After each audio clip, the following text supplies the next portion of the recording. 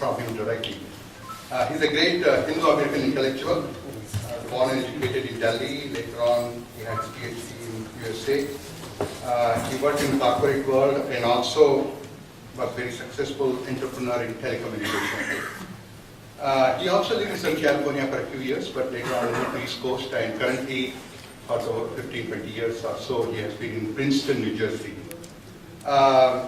He decided to retire from his corporate world with this conviction that maybe there is no end to earning, so maybe the rest of my creative life I would like to dedicate for the field of Dharma and Dharmic civilization. So in 1995, with all the money he earned, he created a foundation and started devoting a major part of $200,000-300,000 or so each year for supporting various types of research activities and educational activities. So close to over 200 research projects he has funded, especially for the study, presentation and protection of Hindu civilizational issues. Several book series also have come out of that research, and several university-based programs also have been funded. Just one or two examples will be, there was a visiting professorship at Harvard. Professor Irvine was holding that chair for 1 year, and that was one of the important entry for the study of Hinduism at Harvard. Similarly, at Rutgers and University of Pennsylvania, University of California, University of Hawaii, whole range of universities he has funded various projects. Extremely hardworking in the field he has chosen. I have known him from 2004 and had opportunity to spend several weekends with him. What impressed me is, yesterday I was telling somebody in Northern California that when you think about a new trend in the field of charity, for example, all the older foundations used to be satisfied by giving money, whereas Bill Gates set a new trend.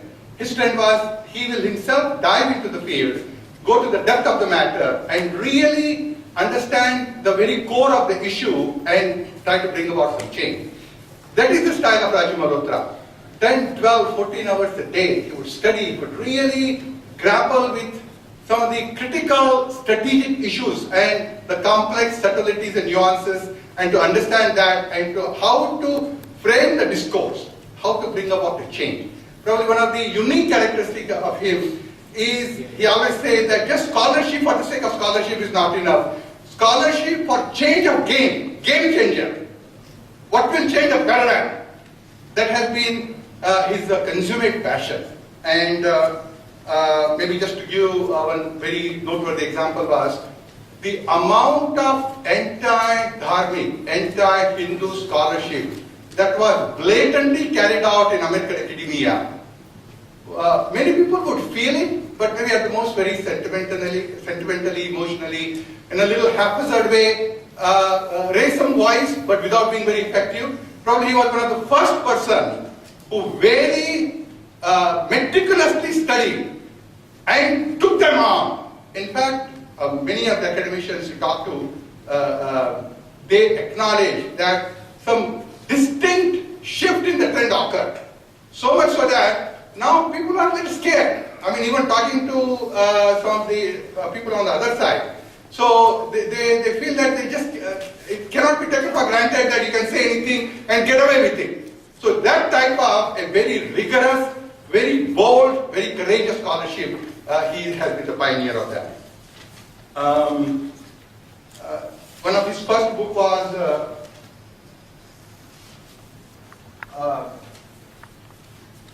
Invading the Sacred. It is all is his work, but he did not want to publish that particular book on his name for certain strategic reasons. So some of 3 colleagues working with him, their names are there. But this is a book capturing the essence of the way Hinduism is taught in American academia. I think very worth reading book. We don't have enough copies. There are only 3 copies here, but later on you can order. If somebody wants, kindly consider taking that. His more recent book is what is called Breaking India. It's a very startling title, and even some people may feel even bothered about why such a name is given, but maybe he will explain it a lot better. Maybe just to shake us up out of our slumber, that instead of taking a very indifferent and very passive and complacent stand, that the whole civilization can be on fire, and a certain amount of vigilance and awakening is necessary. From that point of view, for the last 5 years, whatever research he has done to study the role and the function of the Western academic institutions, be it universities, be it think tanks, be it the Western churches, Western governments, and not just making some sweeping statements, but very thoroughly documented. That type of, the result of that type of research is Breaking India. It's a big book, but don't get scared. But anybody who has any genuine concern for India and Indic civilization, really it is worth reading. We're hoping to bring out in a smaller version of 100 page also. But I think best to respect when you sufficiently document your position, and it is a very thorough research book. So actually today's occasion is mainly to listen to Rajeev Malhotra for the broader civilizational context of what Samuel Huntington would call it the clash of civilization. So where does the Indic civilization, the Dharmic civilization stand in this clash of, in this Kurukshetra? So he would enlighten us on that as a broader framework, and within that, then he will more comment about the major theme that is being addressed in this book. So kindly, there are enough copies. I know already some 35-40 people have bought the book, some people have tried to read it also. I sincerely urge everybody to at least carry one copy and try to spend some time to read that. In fact, he's working on several other books also. I think tirelessly, this one single passion that we as the inheritor of the great civilization, that the world not to miss by this also becoming an object of a museum, like many other civilizations have become. And we cannot just take it for granted that, oh, it has survived 5,000 years, it will survive. So we will have to do our part also. And in this intellectual Kurukshetra, he, in my humble opinion, stands like a Arjuna. And so what really always struck me about him is a crystal clear, a clarity of thought, a very bold, courageous and confident exposition of ideas, and willing to take on intellectually. I think there was, in 2002 in England, one of the universities which was concerned about the type of difficulties going on between the Hindu-Indian community and the academia, and they invited some 10 best-known scholars in the field to discuss all the storm raised by him. So initially they wanted to speak behind his back, but at the persuasion of one of the scholars, they agreed to invite him also. They gave him half an hour, and then there was, just like I'm reminded of like Chakravyuha, but although a different Chakra. So like Abhimanyu, he was sitting in the center. There were just 10, 12 scholars sitting around. But the chair was very considerate. So after he finished half an hour, he said, no, we would like to hear more. So about an hour and a half he went on. And most of the scholars said, because I think he always liked to prepare it thoroughly, nothing, anything sloppy presentation. So they said that, well, we'll have to rethink our positions. Practically there was no much response from any scholar who were viciously against him. It's like all the Kauravas ready to attack him, that type of thing. But after his presentation, practically nobody did it. So maybe without taking too much of his precious time, I would like to invite Rajeev Malhotra for sharing his thoughts.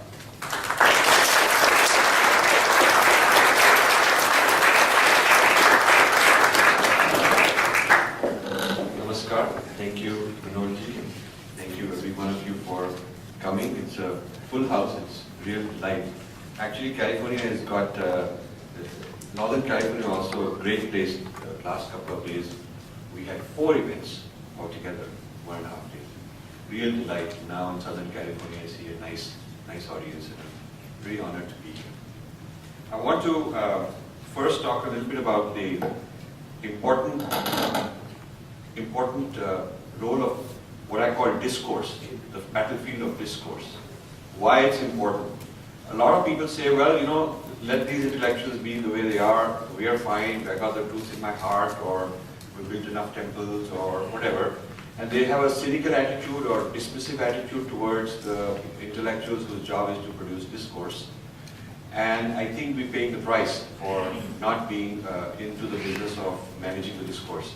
So if the discourse is whatever is the opinion, whatever are the ideologies, whatever are the arguments, whatever are the material being written on a given topic.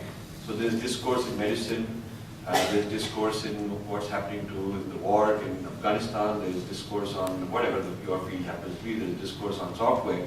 So if you are in a profession and you are one of the competitors, you have a position in pharmaceuticals, the discourse on the future of that industry is your business. You can't afford to say, I won't worry about it, let my competitors take care of it, because you will lose.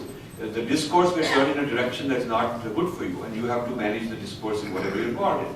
So if you are interested in a civilization, then, and if you feel there's a civilization or a nation that has got, that ought to have a world presence, you cannot achieve that without having your own discourse. You need to have a civilizational discourse, a seat at the table, your positions on yourself and on others. For instance, the West has produced much of the discourse on these matters because they were the colonizers and they continued that. But Islam has a huge amount of discourse production within itself. There's a lot of Arabic language and Persian language discourse produced. China has many international relations, geopolitical journals in Mandarin, not only about China studies, but about various other major civilizations. So the civilizational discourse goes on in major, in areas which have a claim to being on the world stage. India has a claim on things like, okay, we have good popular culture, we have now industry, we have GDP growth and a big economy and so on. But when it comes to the discourse, even on India itself, it comes from elsewhere. The most Indian intellectual elites, what is being taught in Indian universities, what is prevalent in the media, even the government of India, history of India, on the website is all Aryan invasion theory, these kind of things. What the IAS and IFS officers, they go to a school in Missouri after they're selected for training, and you look at their curriculum, it is this kind of stuff. Our own schools in India are teaching this kind of stuff. So it's a very colonized mind, a Eurocentric mind that still prevails in the Indian discourse. And so it's how can you have a nation which is claiming to be on the world stage as one of the big civilizations and not have its own position on this kind of discourse? So this is an issue. And discourse shapes social reality. It is not disconnected from the reality. For instance, there was something called Marxism. There is something called Marxism as a social reality because Marx wrote something. He started a discourse. One book, Das Kapital, and 150 years later or whatever, we are still feeling the presence of that, whether you like it or not, that's the discourse. Hindutva is somebody started a discourse, a position. Secularism, Nehru and others, they had a position on secularism and it is part of the discourse. So all the political ideologies, economic theories, ideas in various domains, somebody starts the discourse and it has a real impact in practical sense.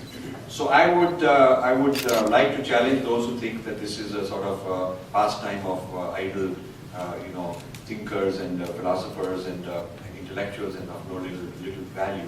Khalistan was an idea, started as an idea. Pakistan was an idea born in Cambridge. Some students during the British time started this sort of thing. The British kind of encouraged it. And look where it went and how it's come about. So the neglect of discourse means that someone else will happily take care of it for you.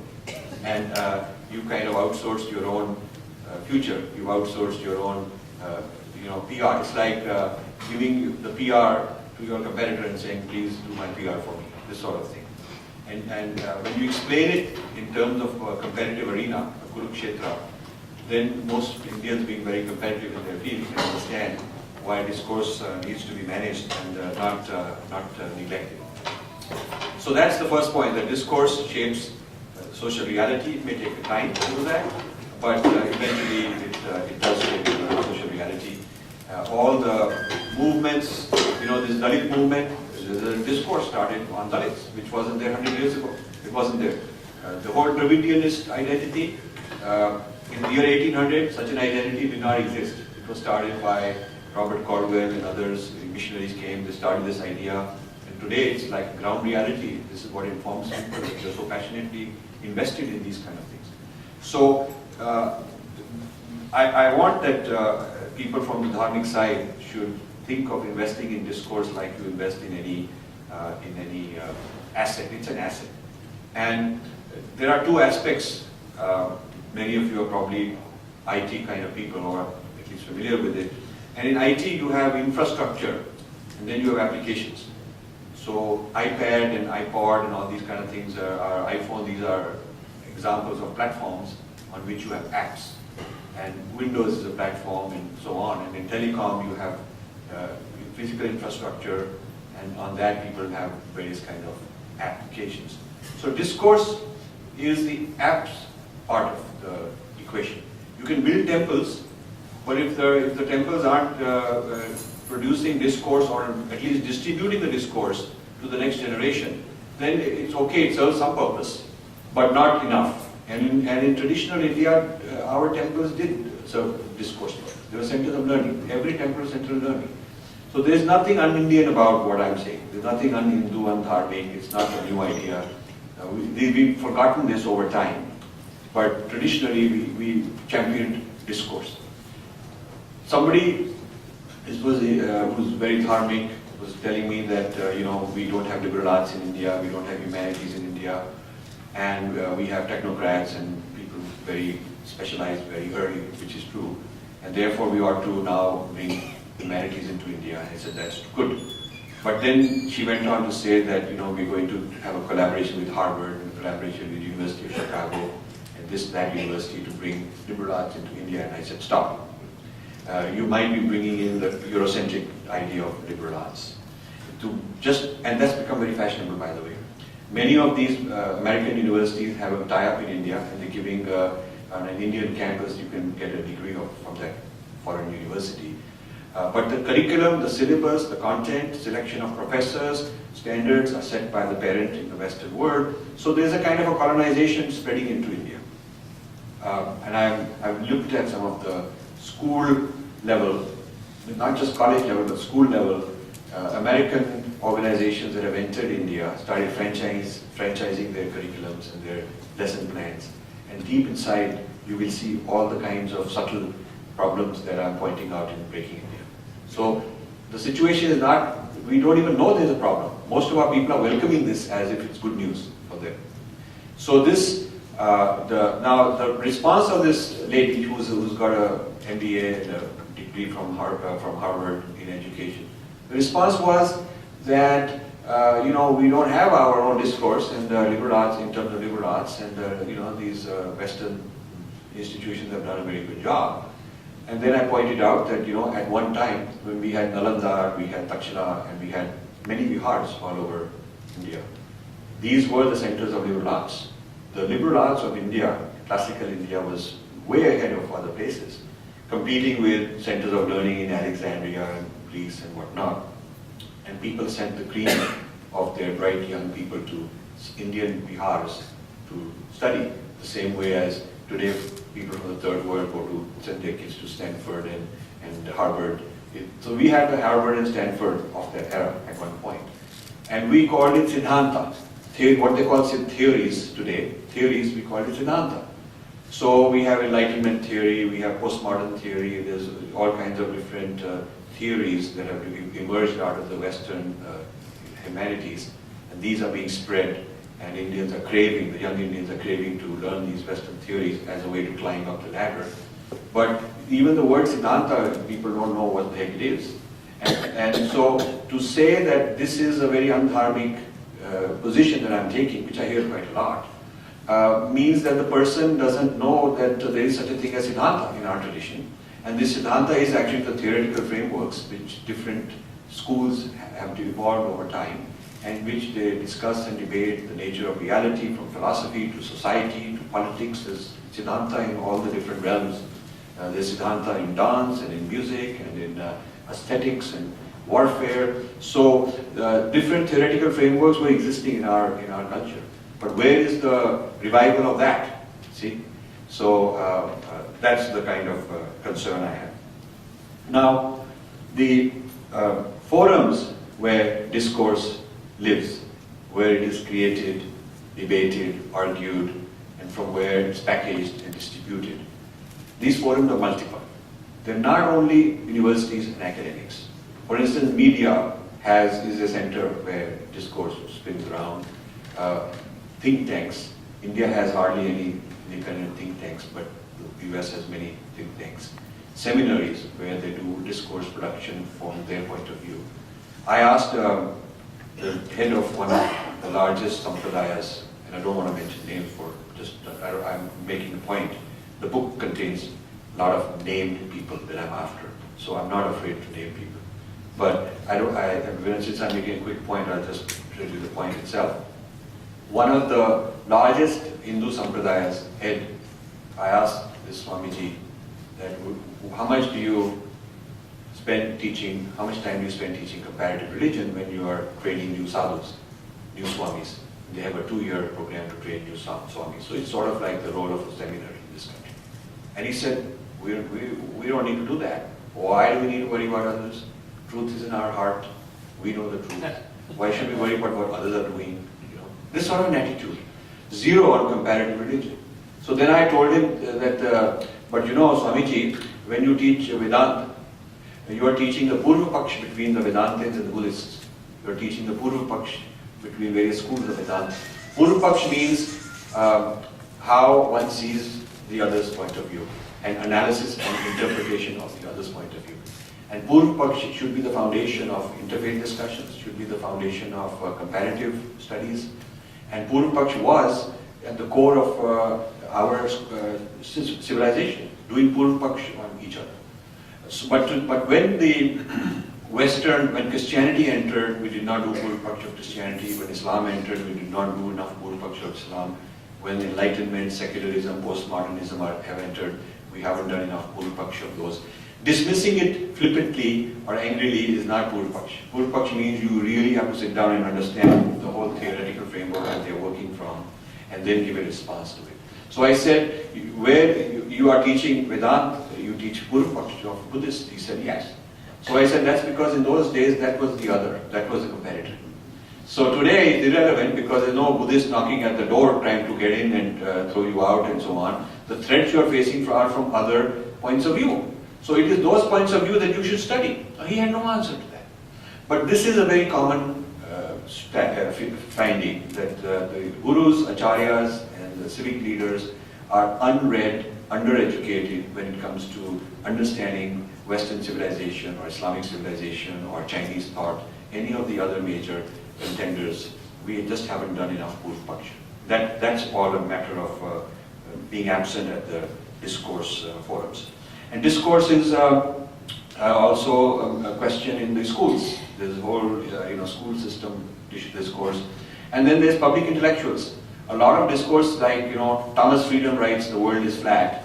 And it changes a huge amount of perception on India and helps India's outsourcing because he really helped that along. Now, he's not some academic guy, he just wrote a very important book.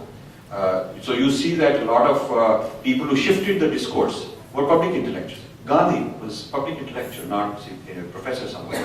But he had the originality, he had the popularity, he had the ability to communicate, write, and change the way of thinking of people. Nehru, who pretty much invented the Indian idea of secularism, which is a different idea than Western idea of secularism. He was not an academic guy. He was basically a public intellectual. So discourse creation and management happens in many kinds of institutions. And individuals who are not part of any institution are some of the greatest producers of discourse in history. If you look at who are some of the people who shook up the world, they were just independent thinkers because they can be very creative and very original and not be worried politically about the consequences. So